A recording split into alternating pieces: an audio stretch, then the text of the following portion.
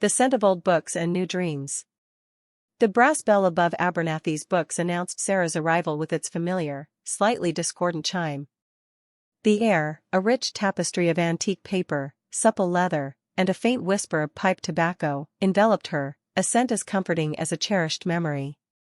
It was an aroma utterly unique to this haven, one that had imprinted itself upon her soul since childhood, when she'd first hidden amongst the towering stacks of neglected histories and thrilling romances. Sunlight, softened by generations of dust on the high windows, painted long, golden streaks across the polished wooden floorboards, illuminating a ballet of motes in the air. Her eyes, alight with a particular spark of mischief, swept across the well-known topography of shelves. To her left, the imposing ramparts of fiction, their spines a vibrant spectrum of faded and brilliant hues. To her right, the more subdued, scholarly domains, where knowledge patiently awaited discovery, often untouched for weeks. She bypassed the children's section, though a fleeting image of her younger self, cross-legged on the worn rug, devouring tales of dragons and far-off lands, shimmered in her mind. She gravitated towards the classics, her fingertips tracing the embossed gold lettering and rough cloth bindings. Each touch was a silent conversation with the past. Moby Dick, its cover smoothed by countless hands, evoked the summer she'd attempted its depths, only to trade it for swashbuckling adventures. Pride and Prejudice, its pages brittle with age, had been her refuge during a particularly bleak winter. She recalled the delicate, sweet scent of tea spilled on chapter 5, a permanent, almost treasured stain. This wasn't merely a bookstore, it was a living chronicle of her own journey, each volume a narrative marker in her personal saga. A subtle smile played on her lips. Today, however, carried a different resonance. She wasn't simply a patron, she was an adult. The realization felt simultaneously strange, exhilarating, and a touch daunting. 18. The number vibrated with potential, a new key promising access to rooms she'd only glimpsed through misty panes. For years, she'd anticipated this threshold, the liberation it offered, the adventures it hinted at. Abernathy's had always been a sanctuary, a fertile ground where dreams blossomed within pages. Now, she felt poised to script her own. At the far end of the establishment, Mr. Abernathy himself, a man whose silver hair seemed to have absorbed the sagacity of every book he'd ever held, meticulously arranged a fresh stack of hardcovers. He moved with a quiet, deliberate grace, his actions as predictable and reassuring as the tick-tock of the grandfather clock near the entrance. He looked up, his kind eyes crinkling at the corners as their gazes met. He offered a simple nod, a silent acknowledgement of her presence, of their shared history within these walls. He recognized her, not merely as a customer, but as an integral thread in the store's ongoing narrative. She didn't immediately approach him. Instead, she savored the moment, the building's hushed symphony, the mounting anticipation within her. She meandered through the aisles a while longer, selecting a slender volume of poetry, then a historical atlas, simply to feel their familiar weight. The atmosphere throbbed with stories, with unspoken words and uncharted voyages. Today, she felt ready to embark on her own. Finally, with a resolute breath, she made her way to the counter. Mr. Abernathy was now carefully polishing the old oak surface, his movements precise. She slid a much-loved copy of The Great Gatsby across to him, not to purchase it, but as a familiar prop in their playful ritual. Her voice, usually light, dropped to a conspiratorial whisper. "I just turned 18, she teased, a glint in her eyes. "Perhaps you could recommend something, not on the shelf." The words lingered, a delicate bridge between their long-standing camaraderie and something new, something charged. Mr. Abernathy's hand, poised to reach for his ink stamp, paused midair. The comfortable silence of the shop subtly shifted, expanding into a space filled with unspoken possibilities. A familiar face, a new feeling. Sarah rounded the tall, shadowy shelves of historical fiction, her worn sneakers barely whispering on the polished wood. Her gaze snagged on the familiar figure behind the main counter, methodically arranging a fresh delivery of hardcovers. Mr. Abernathy, his silver hair a neat halo around his ears, stacked the books with a quiet precision that always reminded Sarah of a monk tending his sacred texts. He hummed a low, tuneless melody, entirely absorbed in the rhythmic thud of one book settling atop another. A faint smile touched Sarah's lips. He'd been a fixture in her life for as long as she could remember, a silent observer of her childhood tantrums over a misplaced picture book, her teenage angst over a poorly chosen novel, and now, her burgeoning sense of adulthood. He'd always offered a gentle nod, a knowing glance, or a perfectly timed suggestion, never intrusive, always kind. He was the quiet constant in a world that often felt loud and unpredictable. She'd watched him grow older, his movements a little slower, his eyes a little softer, but the essence of his calm, patient spirit remained untouched. She approached the counter, the book she'd chosen a familiar weight in her hands. It was a well-loved copy of a classic, a comfortable choice, a shield for the real request she harbored. Her heart gave a peculiar flutter, a mix of anticipation and a novel sort of shyness. This wasn't about a children's story or a young adult fantasy anymore. This was different. This felt grown up. She slid the book across the smooth wood, its cover landing with a soft sigh. Mr. Abernathy looked up, his mild eyes crinkling at the corners as he recognized her. "Sarah," he greeted, his voice a warm murmur, like a distant river. "Found another old friend?" She leaned against the counter, a playful glint in her eyes. "Something like that." She paused, a brief hesitation as she considered how to phrase her true intention. The usual teasing banter felt a little inadequate for the weight of her request. She took a breath, a new feeling of maturity settling over her. "Actually," she began, lowering her voice conspiratorially, "I just turned 18. His hand, which had been reaching for the stamp, paused midair. His gaze sharpened, a flicker of something she couldn't quite decipher, amusement? Understanding, passing through his eyes. The quiet hum of the store, usually so soothing, seemed to intensify, holding its breath. The silence between them stretched, not awkward, but charged with unspoken meaning. 18 and a secret whisper. The scent of old paper and almond-scented polish clung to the air, a familiar comfort as Sarah wove through the narrow aisles of Abernathy's books. Dust motes danced in the slivers of sunlight piercing the tall, arched windows, illuminating the quiet reverence of the place. Her gaze drifted, skipping over well-worn spines until a splash of bright azure caught her eye, a slim volume nestled between two weighty historical tomes. She pulled it out, its cover depicting a whimsical, swirling constellation. A smile touched her lips, it looked like exactly the kind of unexpected delight she needed. With the vibrant blue book tucked securely under her arm, she made her way to the counter, where Mr. Abernathy, his silver hair neatly combed, was meticulously arranging a fresh stack of new releases. His movements were precise, unhurried, each book placed with the care of an artisan. He looked up as her shadow fell across the polished wood, his eyes, the color of warm tea, crinkling at the corners in a silent greeting. Sarah slid the celestial-themed book across the counter, its cover facing him. The glossy surface glinted under the soft overhead lighting. She leaned forward conspiratorially, her voice dropping to a low, playful murmur. "I just turned 18, she whispered, a mischievous glint in her eyes. The words hung in the air, a delicate challenge. She watched his reaction, a flicker of amusement dancing within her. Mr. Abernathy paused, his hand hovering over the timestamp machine. His gaze, usually so calm, held hers for a beat longer than usual. A faint, almost imperceptible smile touched his lips. He picked up the book, his fingers brushing the smooth cover. 18, he mused, his voice a low rumble, a significant milestone, indeed. He ran his thumb along the spine, a thoughtful expression on his face.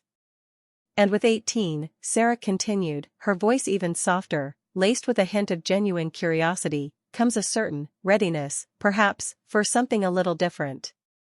She met his gaze directly, her expression shifting from playful to something more earnest. Maybe you could recommend something, not on the shelf. The silence in the bookstore deepened, broken only by the gentle hum of the old clock near the entrance. Mr. Abernathy's eyes, usually so guarded, seemed to search hers, as if looking for the true meaning behind her words. His hand, which had been about to stamp the book, hesitated. The air between them, usually so comfortable and familiar, now thrummed with a new, unspoken understanding, a delicate thread of intrigue. He simply nodded, a slow, deliberate movement, his gaze unwavering. "Not on the shelf," he repeated, the words a quiet promise, or perhaps a question. The pause and the spark. Mr. Abernathy's hand, poised to bring the rubber stamp down onto the library card, froze. The satisfying thud of the stamp, a sound that usually punctuated the quiet hum of the bookstore, never came.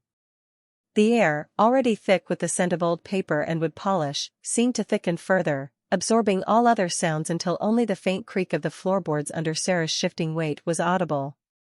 He didn't look up immediately, allowing the words to settle, to be weighed and measured in the quiet space between them.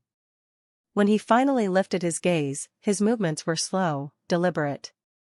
His eyes, usually crinkling at the corners with a gentle amusement, held a new depth, a knowing glint that hadn't been there a moment before.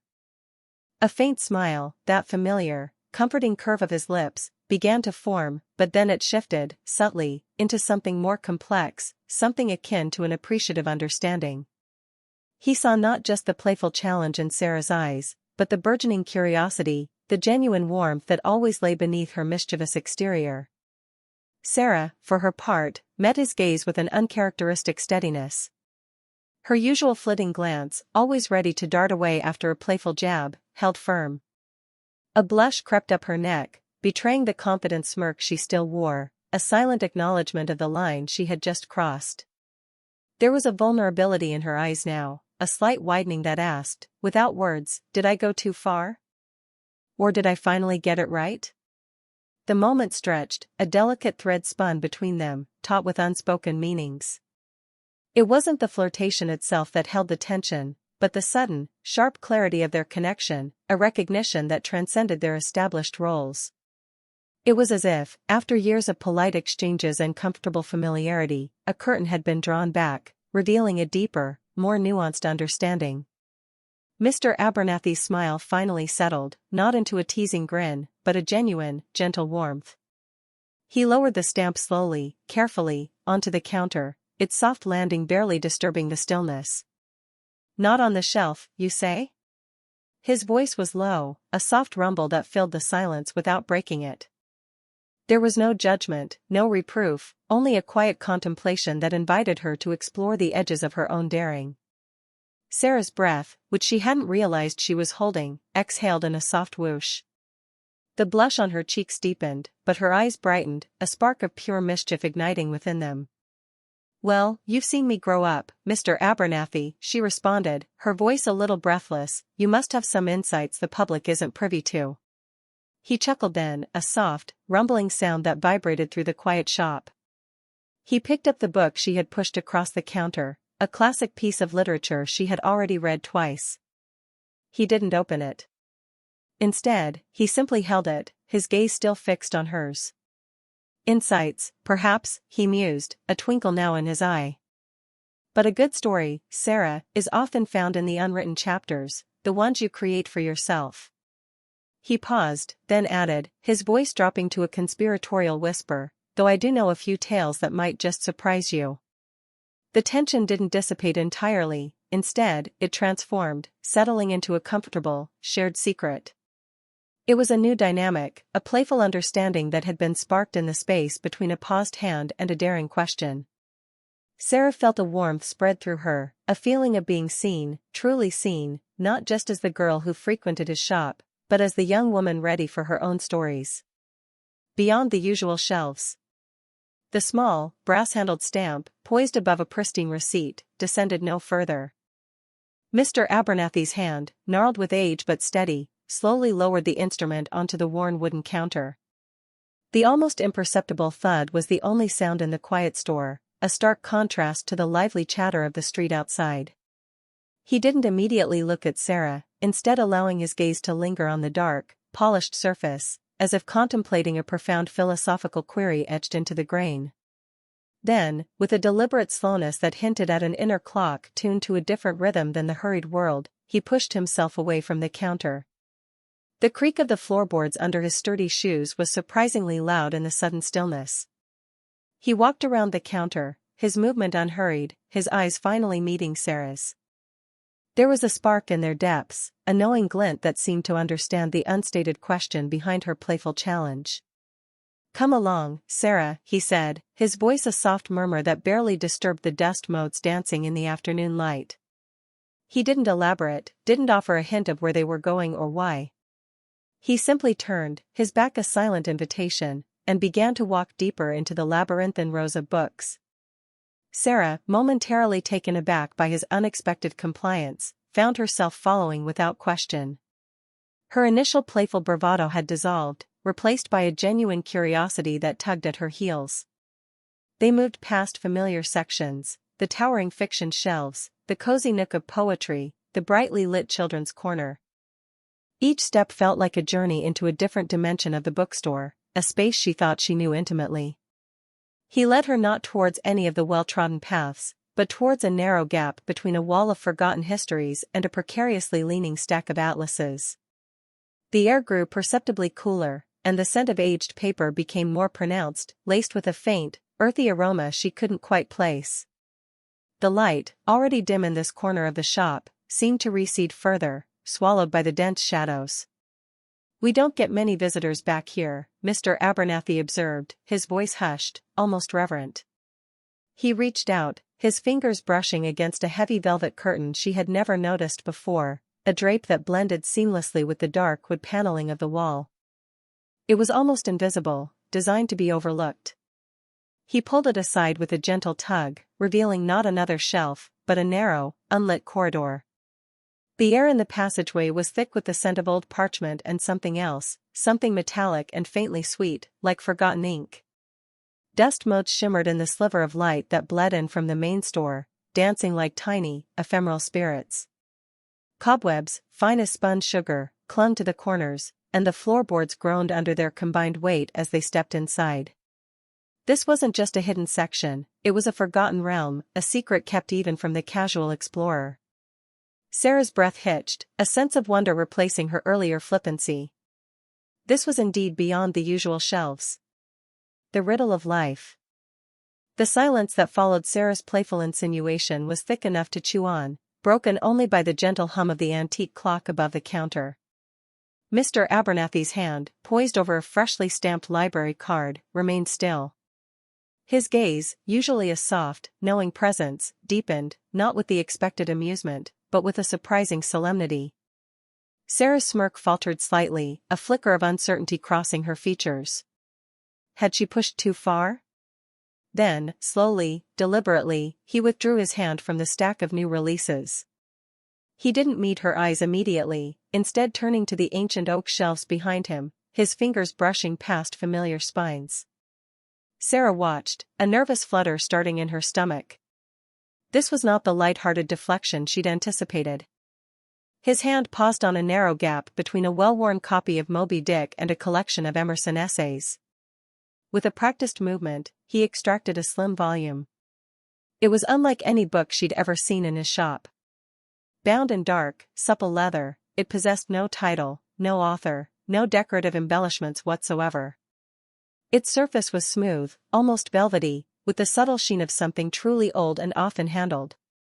"There are books," Mr. Abernathy began, his voice a low rumble, "that hold stories, and then there are books that hold questions." He turned, presenting the unassuming object to her. "This one, Sarah, belongs to the latter category." Sarah eyed the book, her initial playful bravado replaced by genuine curiosity. "A book of questions?" "What kind of questions?" she asked, her voice softer than before. A gentle smile touched Mr. Abernathy's lips. "Riddles, mostly. But not the kind found in children's books. These are riddles about life, about choices, about finding the path that truly belongs to you. They don't have simple answers, or sometimes, any single answer at all." He extended the book across the counter. Hesitantly, Sarah reached out. Her fingers brushed the cool, smooth leather, then closed around it. The moment she held it, an unexpected warmth radiated from the binding, seeping into her palm. It felt substantial, not heavy in weight, but dense with an unseen presence. The lack of a title only deepened its allure, transforming it from a mere object into a profound mystery. It has no title, she whispered, turning it over in her hands, her thumb tracing the unadorned cover. Some journeys, Mr. Abernathy said, his gaze fixed on her, don't need one. Their destination is the journey itself. He leaned forward slightly, his eyes holding a depth she hadn't noticed before. This book doesn't tell you what to think, Sarah. It invites you to feel. To understand that the most profound truths are often whispered, not shouted. Sarah looked up from the book, meeting his gaze. The air around them seemed to shimmer with an unspoken understanding. The playful tension had vanished, replaced by a quiet, serious energy. This wasn't a recommendation for an adult novel, it was an invitation to a different kind of exploration entirely. The weight of the untitled book in her hands suddenly felt immense, not just leather and paper, but a challenge, a promise, and perhaps a secret. A gift of deeper understanding. Sarah watched as Mr. Abernathy, with a deliberate slowness that belied his usual efficient movements, reached beneath the counter. Her smirk faltered, replaced by a flicker of genuine curiosity. She'd expected a witty retort, a playful refusal, or perhaps a knowing glance. Not this. He retrieved a small, unassuming package, wrapped in simple brown paper and tied with a length of rough twine. It looked less like a book and more like something unearthed from an old attic trunk. This, he said, his voice a quiet murmur that nonetheless cut through the ambient hush of the bookstore, is for you, Sarah. He pushed it gently across the polished oak counter. Her brow furrowed. For me? What is it? The surprise was evident in her tone, stripping away her usual playful veneer. She eyed the package, then him, a tiny crease forming between her eyebrows. This was entirely unexpected. She hadn't bought anything, hadn't even hinted at needing anything. Was this a belated birthday gift? But why so understated? Her fingers, usually quick and nimble, hesitated before reaching for it. The twine felt coarse against her skin as she untied the bough, then carefully peeled back the paper. Inside lay not a novel, nor a poetry collection, nor even a controversial tome she might have anticipated. It was a blank journal, its cover crafted from supple, dark leather, worn smooth in places as if it had been handled for years. The pages within were thick and unlined, waiting. Nestled on the first page, secured with a delicate paperclip, was a single, dried pressed violet. Sarah picked up the journal, its weight substantial and comforting in her hands. She turned it over, tracing the intricate stitching along the spine. It wasn't just a blank book, it felt ancient, imbued with a quiet promise. The violet, a delicate whisper of purple, spoke volumes without uttering a sound. Her initial confusion began to dissipate, replaced by a slow, dawning comprehension. She looked up at Mr. Abernathy, whose gaze was steady and understanding. His eyes, crinkled at the corners from years of quiet observation, held a depth she hadn't fully appreciated until this moment. He wasn't just seeing her, he was seeing into her. The teasing words, the flirtatious challenge, they were just surface ripples. He had seen the deeper currents. The journal wasn't a response to her 18-year-old bravado, it was an acknowledgement of the 18 years themselves. A space for the unwritten stories, the unformed thoughts, the unspoken desires she hadn't yet dared to articulate, even to herself. It was an invitation, a silent permission slip to explore the uncharted territories of her own mind and heart. The violet, she realized, was a symbol of quiet grace, of gentle transformation. A genuine smile, softer and more vulnerable than the ones she usually offered, spread across her face. Mr. Abernathy, she breathed, the words laced with a profound sincerity, it's perfect. Her voice was thick with emotion she hadn't anticipated. Thank you. Truly. This wasn't just a gift, it was a profound act of seeing, a gift of deeper understanding. He had cut through the noise of her playful banter and offered her something she hadn't known she desperately needed. And in that moment, the quiet bookstore felt like the most sacred space in the world. Beyond the mainstream. The playful glint in Sarah's eyes deepened as Mr. Abernathy's hand, with its faint scattering of age spots, paused above the ink pad. The air, usually thick with the scent of aged paper and brewing tea, now hummed with a different kind of energy, a subtle challenge offered and accepted without a single word. He looked at her then, his gaze gentle but unwavering, a slight crinkle appearing at the corner of his kind eyes. "Not on the shelf, you say?" he mused, his voice a low, melodic rumble, like the turning pages of a particularly comforting book. He didn't rise to her bait, not in the way she might have expected, no sudden shift in his calm demeanor.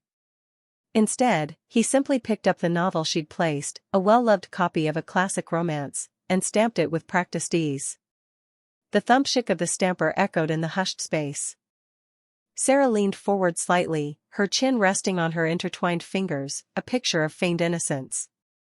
"Exactly. Something, off the beaten path."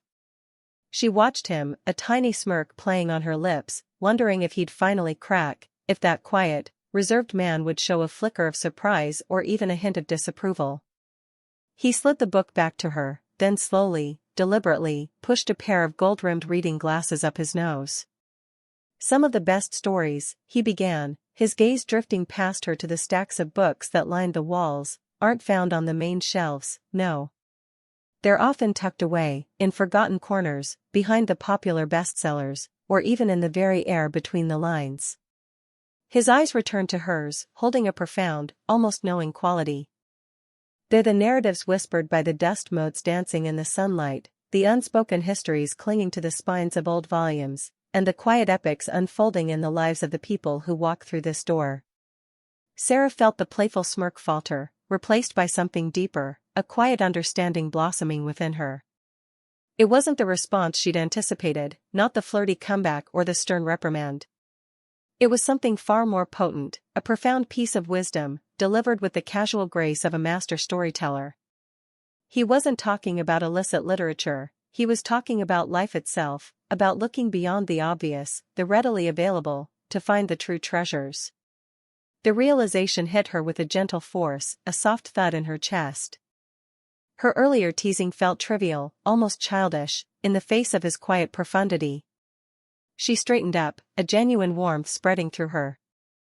The air between them, once charged with a nascent flirtation, now felt infused with a different kind of connection, one of mentorship and respect. "You mean," she said slowly, her voice softer than before, "the real stories are everywhere, if you just know how to look." A faint, almost imperceptible smile touched Mr. Abernathy's lips. "Precisely, Sarah. The mainstream often distracts us from the truly remarkable." He gave a small nod, a gesture of quiet affirmation. Their eyes met, a shared understanding passing between them, a silent acknowledgement of the moment's unexpected depth. Sarah felt a genuine smile bloom on her face, reflecting the quiet contentment in his. "Thank you, Mr. Abernathy," she said, her fingers tightening around the book. "I think I finally understand." With a final, warm exchange of smiles, a silent promise of future conversations hanging in the quiet air, Sarah turned from the counter, the weight of the book in her hand feeling suddenly lighter, the world outside the bookstore seeming infinitely more interesting. The first riddle of 18. The cool evening air, fragrant with the distant promise of rain and the faintest hint of exhaust, offered a refreshing counterpoint to the shop's warm, comforting scent of old paper. Sarah stepped out, a knowing, subtle smile playing on her lips, the slim volume a light yet weighty presence in her hand, a tangible secret, a shared understanding. Streetlights began to hum to life, their glow stretching shadows long and distorted, dancing companions to her steps. 18 riddles for 18 years, she murmured, the words a delicious, whispered revelation. Mr. Abernathy's familiar gruff kindness was one thing, but this gift, this intricate challenge, was entirely different. More than just a book, it was an invitation, to observe with greater acuity, to delve deeper into thought, to explore beyond the superficial. It affirmed her emerging self, acknowledging the person she was becoming, and perhaps, the person he perceived even as she herself navigated the unfolding mystery. With her thumb, she traced the embossed title, The 18 Enigmas of Elsewhere. The paper felt ancient, thick, a stark contrast to the slick, contemporary covers populating the shop's shelves. This wasn't a recent acquisition, it was chosen, curated, perhaps even a treasured heirloom. A warmth bloomed in her chest. This wasn't the sort of gift one gave a mere acquaintance, it was for someone truly seen. A mischievous glint sparked in her eyes. He'd playfully called her a troublemaker, a nuisance, yet beneath the teasing, she'd always sensed a profound affection. And now, this. Beyond a birthday present, it was a testament to their unique, unspoken bond. He recognized her insatiable curiosity, her knack for unraveling complexities, her occasional impulsive streak that often led to good-natured mischief. He saw the genuine warmth she often veiled with witty banter. And now, he had given her a key to unlock even more of herself. The first riddle, she recalled, spoke of beginnings. I am the whisper before the shout, the dawn before the day, the seed before the sprout. What am I? A familiar thrill of intellectual pursuit ignited within her. So simple, yet deceptively profound. Life itself, perhaps? Or simply the concept of inception? Tucking the book securely under her arm, her pace quickened. This was no mere mental exercise, it felt like a guidepost, a compass for the journey she was about to embark on. Turning 18 felt like standing on the precipice of an uncharted landscape. The future stretched out, shimmering with potential, daunting in its vastness. This book, these riddles, felt like a personalized map, a trail of breadcrumbs left by someone who understood the exhilaration of discovery. Each solved enigma, she instinctively knew, would not only yield an answer but perhaps unveil a new facet of herself, a deeper understanding of the world. A genuine smile, free of any playful pretense, illuminated her face. The air seemed crisper, the city lights brighter. The mundane walk home transformed into an adventure, every shadow a potential clue, every rustle of leaves a whispered hint. This was more than just a birthday, it was an initiation. With the 18 enigmas of elsewhere nestled close, Sarah felt ready to embrace every twist, turn, and tantalizing mystery that lay ahead. The journey had truly just begun.